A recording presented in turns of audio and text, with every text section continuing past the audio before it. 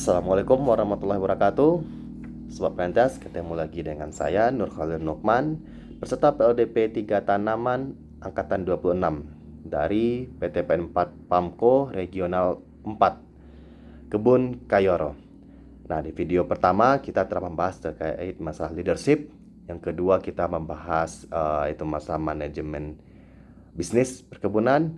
Nah, di video saya yang terakhir ini yang ketiga, itu kita akan bahas terkait fungsional atau yang lebih kita fokuskan pada pre-potential agribusiness insight. Nah, dari judulnya kita mendapatkan satu istilah yang istilah yang disebut dengan agribisnis.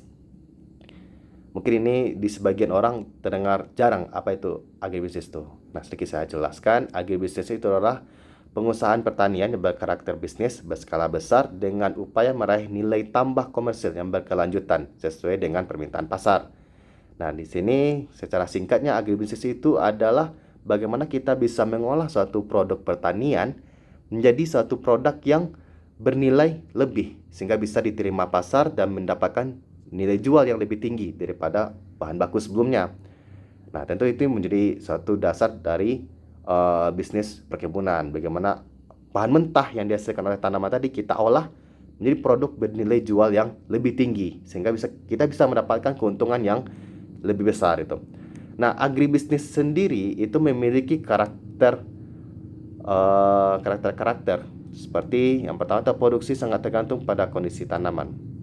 Nah, karena ini bisnis perkebunan ya, agribisnis atau kita bilang bisnis perkebunan, dia sangat tergantung pada bagaimana kondisi tanaman dan faktor-faktor alam yang mempengaruhinya, seperti halnya iklim ataupun ketersediaan air dan faktor alam yang lainnya gitu. Kemudian produk dalam jumlah besar mudah rusak dan tidak bertahan lama. Tentu kita paham ya bagaimana produk pertanian itu. Dia merupakan satu bahan mentah yang belum kita olah sehingga tidak bertahan lama dan mudah rusak seperti halnya sayuran dan juga buah-buahan yang lainnya gitu. Kemudian ada pada areal yang luas, sementara unit yang terkecil adalah pohon. Jadi namanya kita bisnis perkebunan itu pasti memiliki cangkup wilayah yang begitu luas. Dan satuan terkecil dari bisnis perkebunan itu adalah tanaman yang menjadi penentu dari bisnis kita tersebut dan merupakan penghasil dari bahan mentah tadi gitu.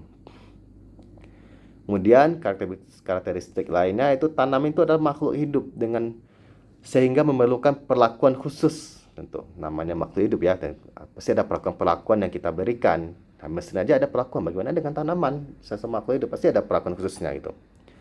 Kemudian melibatkan tenaga kerja yang banyak dan bekerja menyebar di areal yang terbuka.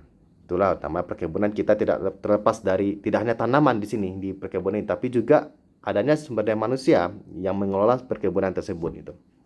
Kemudian umumnya berupa pertanaman monokultur sehingga mempengaruhi keseimbangan lingkungan. Tentu yang nama kita bisnis perkebunan seperti hanya kelapa sawit, pasti kita akan menanam di area itu kelapa sawit semuanya. Begitu juga dengan misalkan tanaman teh, kita akan menanam tanaman teh ya, sehingga di bisnis ini hanyalah monokultur atau satu jenis tanaman, berbeda nantinya dengan petani-petani lain yang bisa menerapkan banyaknya tanaman-tanaman lainnya di satu lahan tersebut itu.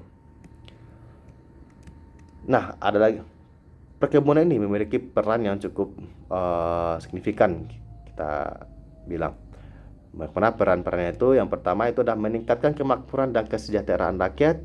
Kemudian penerimaan devisa negara melalui ekspor. Nah, di sini di ekspor ini ada negara yang membutuhkan ada di satu negara yang tanaman itu tidak bisa hidup, tapi dia membutuhkan tanaman itu. Seperti halnya kita kedelai, kita masih kurang stok kedelai dan kita membutuhkan, itu kita impor. Kemudian juga ada beberapa sepertinya minyak CPO, kelapa sawit, negara lain yang tidak memproduksi minyak CPO itu, tapi dia butuhkan, maka dia impor dari kita, sehingga kita ekspor jadinya.